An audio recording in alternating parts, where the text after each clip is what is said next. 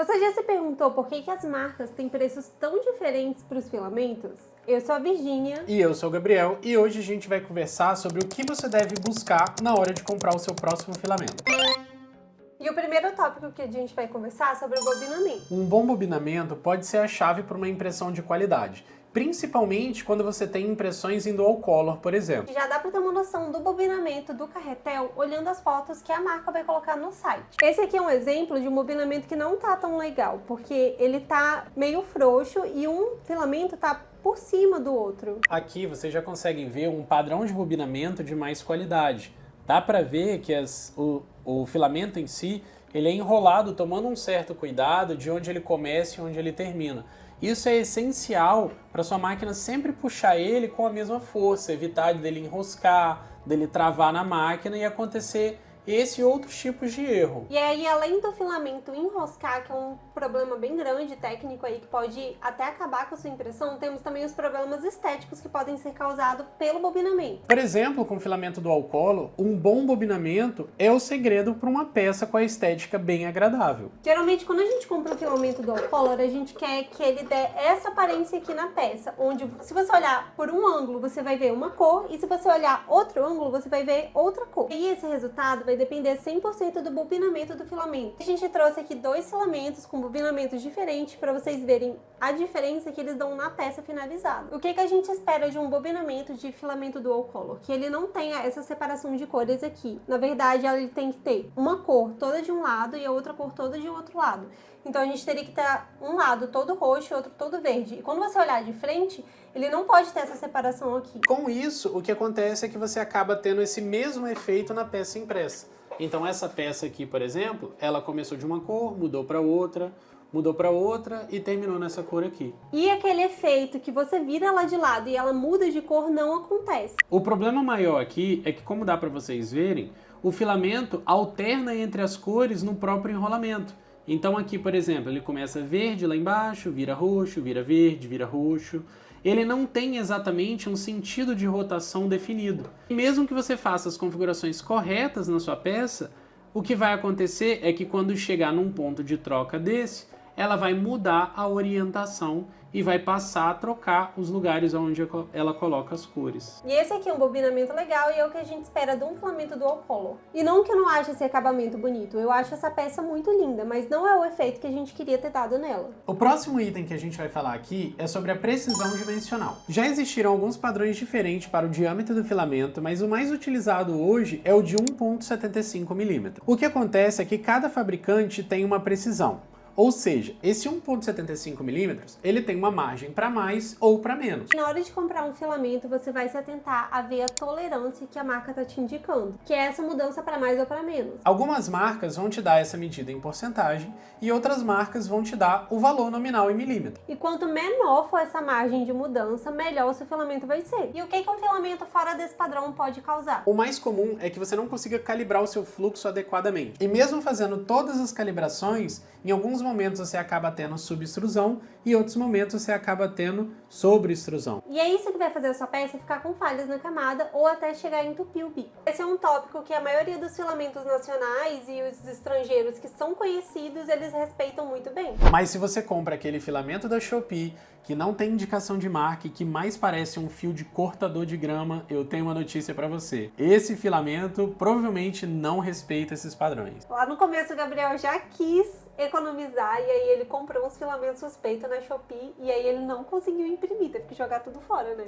Basicamente, eram impressões que você tentava calibrar, mas sempre, por mais que uma hora estava imprimindo bem, outra hora não estava, e infelizmente eles acabam não tendo muito padrão aí. E às vezes você acha que o problema é você, mas o problema é o filamento que você está comprando. Não compre filamento suspeito. E o próximo tópico é carretel. O que você tem que observar no seu carretel na hora de comprar um filamento? Se você tem um sistema de troca de cores, é importante verificar se o filamento que você está comprando encaixa adequadamente nesse sistema. Porque o que acontece é que alguns sistemas têm um tamanho padrão, um tamanho máximo, ou um tamanho mínimo, ou até um diâmetro máximo e mínimo que você consegue encaixar. Se você comprar um filamento e ele não encaixar no seu sistema, você só vai conseguir usar ele fora do AMS, por exemplo, se você tem uma máquina Bambu Lab. Quando o filamento tem furação ou ele tem essas aberturas aqui, ele ajuda a gente a desumidificar ele. Quando você coloca no desumidificador, ele acaba tendo mais área de contato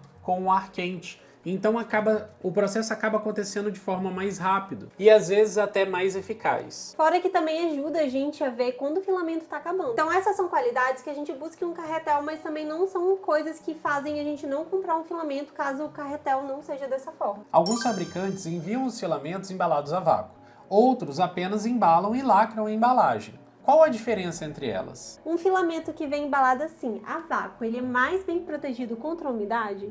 E a resposta é depende. Por que depende? Porque muitas vezes os filamentos vêm embalados a vácuo, mas eles vêm com o dissecante dessa forma que vocês estão vendo aqui. Não sei se vai dar para ver no vídeo, mas ele tá com um vácuo tão forte, mas tão forte, que ele lacrou, selou totalmente essa área aqui. E aí o que acontece é que o dissecante não fica trocando ar com o filamento em si. E por que o dissecante é tão importante na embalagem do filamento? O que acontece é que no processo de fabricação do filamento, na grande maioria das vezes ele é resfriado a água. Sim, a água. O filamento que você coloca na sua impressora 3D e você reclama todos os dias da maldita umidade, é resfriado a água. Para tirar toda a umidade do processo, os fabricantes embalam junto com o dissecante. O dissecante na embalagem vai remover o excedente da umidade que tiver no filamento. E muita gente fala que o dissecante é um brinde, mas aí, às vezes, a marca não manda o filamento nesse tipo de sacola aqui, que é Ziploc. Então, quando eu acabo de fazer a impressão, eu não tenho aonde guardar o meu filamento. O ideal, então, é você procurar por marcas que forneçam esse tipo de embalagem ou que você acesse nosso vídeo sobre conservação de filamento.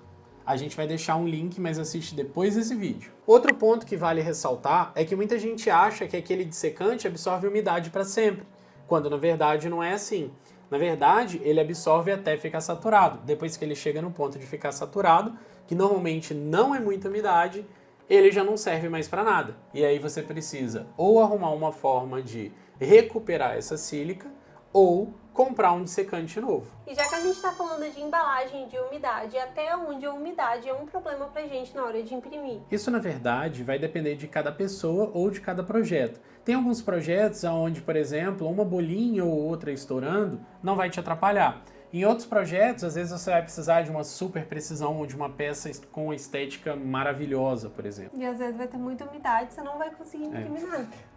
E nos casos onde tem muita umidade e você não consegue imprimir nada, vale você ter um desumidificador para poder recuperar esse filamento e voltar a imprimir com ele. Eu sei que a gente defende muito o desumidificador, mas é porque a gente mora num lugar que é muito úmido e isso salva muita gente. E também acontece aquilo que eu falei no vídeo passado. Muitas vezes a gente compra um filamento que já vem completamente úmido e aí seria um filamento que a gente ia ter que jogar no lixo, porque não tem como imprimir. E o próximo tópico que a gente vai conversar é que o lugar que você vai comprar o seu filamento talvez interfira na experiência de uso dele. Nós já tivemos problema, por exemplo, de comprar filamento em marketplace e o filamento vir completamente detonado, com aspecto esquisito, com aspecto até de corroído, super, hiper úmido. E a loja no marketplace não dá bola nenhuma, não resolveu o problema. Mas nesse caso a gente conversou com a marca foi super solícita. Eles constataram que o lote era bem antigo e trocaram o filamento sem custo nenhum. Nós enviamos o filamento para eles e eles retornaram para a gente com os filamentos novos. E aí, se você compra, por exemplo, em Shopee, Mercado Livre e outros marketplaces, o ideal é que você procure a loja do próprio fabricante desses marketplaces, para você poder ter assistência do próprio fabricante. Isso esbarra em outro assunto que a gente queria conversar com vocês, que é não ficar preso em uma marca de filamento. Porque isso aconteceu com o Gabriel, porque ele precisava de uma marca X e de uma cor X, e ela estava em falta. Então, se você só imprimir com uma marca X, você vai ficar refém de ficar procurando essa marca em lugares diferentes. Aqui, por exemplo, a gente acaba buscando os filamentos muito mais por cor do que por marca, porque é muito difícil uma marca ter toda a paleta de cor. Se você está começando, às vezes a melhor alternativa é comprar o filamento da mesma marca da sua máquina. Agora, se você já passou dessa fase, talvez o ideal para você é testar várias marcas e descobrir o que faz sentido para você. Aqui vale ressaltar que para você ter lucro, você precisa encontrar um filamento que tenha um bom custo-benefício e que não comprometa a sua margem. Os filamentos da Bambu, por exemplo, são excelentes, mas o custo deles são extremamente altos. E se você consegue colocar isso na sua peça final, ótimo. Mas se você não consegue, você precisa de ir atrás de filamentos com custo-benefício melhor. Muita gente que está começando na impressão 3D vai lá vender no Shopee. E a Shopee ela é muito competitiva, ela quer que os vendedores tenham um valor baixo. E aí como é que eu vou imprimir com filamento da Bambu, tendo que fazer peças ali talvez de R$20? Não tem como. Então tá aí a importância da gente testar marcas e procurar uma marca que tenha um preço legal, mas que entregue uma qualidade na impressão. Para isso, é muito importante que você aprenda a calibrar adequadamente os filamentos de acordo com a sua máquina. Faça calibração, faça testes, se permita errar, principalmente se você for iniciante. Na hora que as pessoas falam da impressão 3D, elas vendem como se fosse uma ideia muito fácil, que você vai comprar uma máquina e você vai comprar um filamento e aí você vai ir lá naquele site, baixar um STL, apertar um botão e vai imprimir, com certeza vai dar certo. E na verdade que não é assim. Muitas vezes você vai quebrar a cara, você vai ter problema e aí você precisa aprender a enfrentar esses problemas. Tenha paciência na hora de aprender. Já não compre uma impressora e queira vender assim logo na primeira semana, porque você vai ter uma curva de aprendizado. As suas primeiras peças, elas não vão ser as melhores peças que você vai produzir. Um outro item muito importante que você tem que ficar atento quando você for comprar o seu filamento é qual a fluidez dele. Mais especificamente, a qual velocidade você consegue imprimir. Alguns filamentos mais antigos vão ter sua velocidade de trabalho limitada ali perto dos 100 mm por segundo, 80 mm por segundo, mas hoje existem filamentos que trabalham até 600 mm por segundo ou mais. Claro que tudo vai depender da sua máquina, do seu hot end e, obviamente, do seu filamento. A gente não tem o costume de comprar só filamentos high speed, mas a gente fica de olho sempre que a gente compra para saber se o filamento atinge pelo menos os requisitos mínimos de velocidade. Alguns fatiadores têm esse parâmetro escrito como Max Flow Rate ou Max Volumetric Speed. Os filamentos mais comuns, eles costumam ter por volta de 12 ou 15 milímetros cúbicos por segundo. Já os filamentos high speed, eles podem chegar até 20, 25 milímetros cúbicos por segundo. E obviamente a capacidade volumétrica do seu material vai determinar o quão rápido você vai conseguir imprimir a sua peça sem perder qualidade. Então, para concluir, tenha paciência, principalmente se você estiver no começo, e não deixe que uma impressão ruim defina o seu trabalho. Tem muita marca boa no mercado. Quando você for comprar o filamento, fica de olho ali nas características principais dele, que é basicamente bobinamento, diâmetro, velocidade. E se você suspeitar que o seu material veio com algum tipo de defeito, vai conversar com a marca para ver se você consegue resolver esse problema. E para de comprar filamento de roçadeira da Shopee. Esse filamento não vai te levar a lugar nenhum. Não fique com medo de experimentar marcas novas. Compra um rolo de filamento e testa. A gente deixou algum item de fora? Deixa aqui embaixo nos comentários, mas qual item que você observa e que a gente não falou aqui no vídeo. Se você gostou desse vídeo, lembra de curtir. Se você quer ver mais conteúdos como esse, segue a gente.